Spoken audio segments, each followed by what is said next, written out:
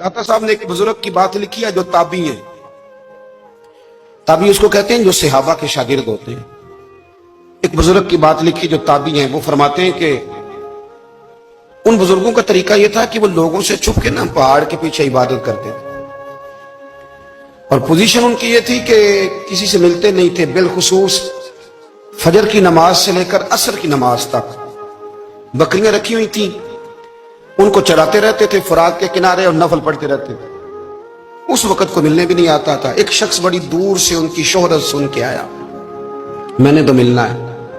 लोगों ने कहा वो इस वक्त नहीं मिलते, नाराज होते। उसने कहा अल्लाह का बंदा है ना, नाराज हो भी जाएगा तो लंबा नाराज रहेगा नहीं, अल्लाह वाले जल्दी राजी हो जाते। पहुंच गए। अब वो बाबा जी नमाज पढ़ रहे थे तो कहते मैंने अजीब मंजर देखा कि बाबा जी फुरात के किनारे नमाज पढ़ रहे हैं और एक भेड़िया उनकी बकरियों की हिफाजत कर रहा है। कहते मैं हैरान रह गया कि भेड़िया तो बकरियां खाया करता है और यहां चरा रहा है।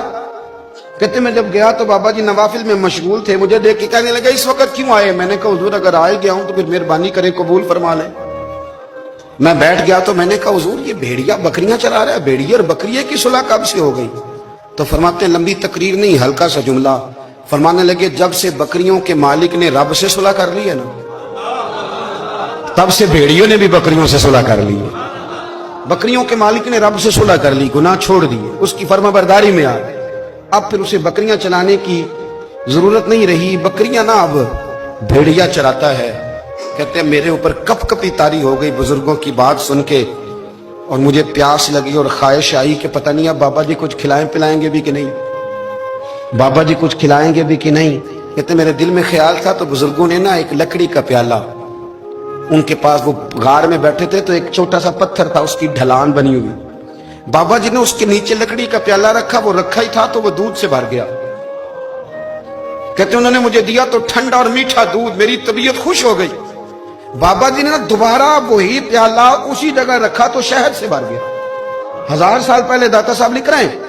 कहते मुझे दिया, मैंने फौरन कहा, मैंने कहा हुजूर ये दूध तो गाय भैंस देती है, पहाड़ों से तो नहीं निकला करता, और शहद तो शहद की मक्खियां देती हैं, पत्थरों से तो नहीं निकलता, ये आप कहां से निकाल रहे हैं? तो कहते हैं वो कुरान मजीद पढ़ने लगे। वज़िस्तस्क़ा मूसा लिक़ौमिही, जब मूसा की कौम ने उनसे पानी मांगा, फरमाने लगे मूसा की नाफरमान कौम पानी मांगे, हजरत मूसा पत्थर पे डंडा मारे तो अल्लाह वहां से 12 चश्मे जारी कर दे।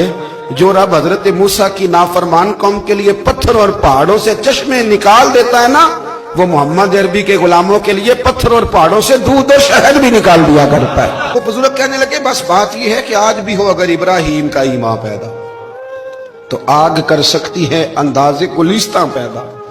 कहने लगा हुजूर फिर मेरे लिए भी दुआ करें। आप फरमाने लगे फिर दुआ ना करा तो मदीने वाले की गुलामी शुरू कर, तो नबी करीम की गुलामी शुरू कर, तो रसूल पाक की गुलामी शुरू कर।